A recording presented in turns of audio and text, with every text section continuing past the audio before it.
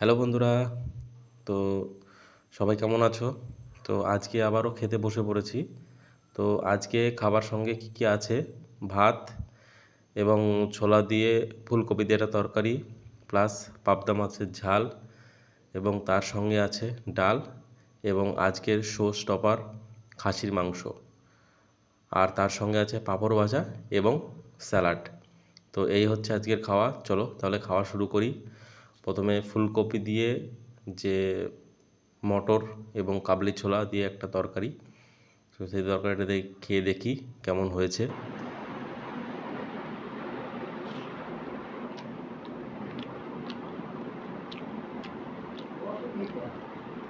তো এই তরকারিটা দারুণ হয়েছে রান্নাটা। তো এরপরে চলো ডাল দিয়ে এবং এই তরকারি দিয়ে দেখি কেমন হয় খেতে।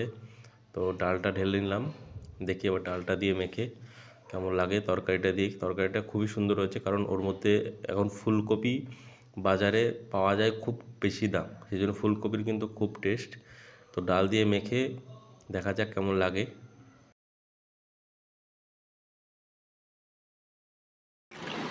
তার সঙ্গে আছে স্যালাড। তো খাবারের সঙ্গে স্যালাডটা কিন্তু একটা খুবই অতি প্রয়োজনীয় জিনিস। তো ডাল দিয়ে এবং তরকারি দিয়ে খাওয়া হয়ে গেলে এবার আসবে আজকের শো স্টপার খাসির মাংস। লাল লাল ঝাল ঝাল খাসির মাংস। তো দেখতেই পাচ্ছ একদম লাল লাল ঝোল খাসির মাংসর। তার সঙ্গে আছে খাসির মাংসের নারকোল পিস, ও অসাধারণ। এবং তার সঙ্গে আছে ধামসা আলু, যেটা একদম মোমের মতন নরম। দেখতেই পাচ্ছ একদম হাত দিয়ে, মোমের মতো নরম, হাত দিয়ে গলে যাচ্ছে।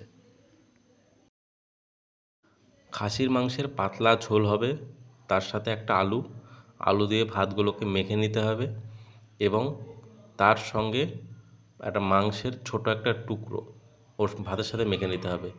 আলু মাখতে হবে, মাংসের একটা ছোট টুকরো মাখতে হবে, ব্যাস। ওইটা যা সুন্দর লাগবে খেতে, একবার খেয়ে ট্রাই করবে।